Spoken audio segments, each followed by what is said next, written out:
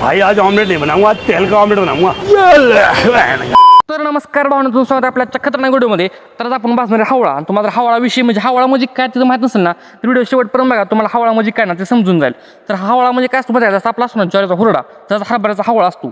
तर आपण तेच हावळा आज भाजणार आहे. तर आज तो रानात आपण भिजवायला, मग काय मस्त दार दिलं तर म्हणलं सारा भरस तर मस्त हावळा भरून घ्यावा. मग काल रानात मस्तपैकी आपला पाय जेवढा हरभरा घेतला तुडून, आपल्या रानात थोडाफार हरभरा ना, त्यामुळे आपण घेतलं थोडाफार तुडून आता आलू भाजायला मस्तपैकी. आता हरभरा भाजायला आपलं पहिले काढून असलं काय लागले कोणतो, आता हे नवीन पिढा आहे रानात काहीतरी हे नव्हतं पहिलं, आता कुठं आले कोणतो बरं टोचतं या. मग काय मस्तपैकी घेतलं काढून मस्तपैकी घेतलं.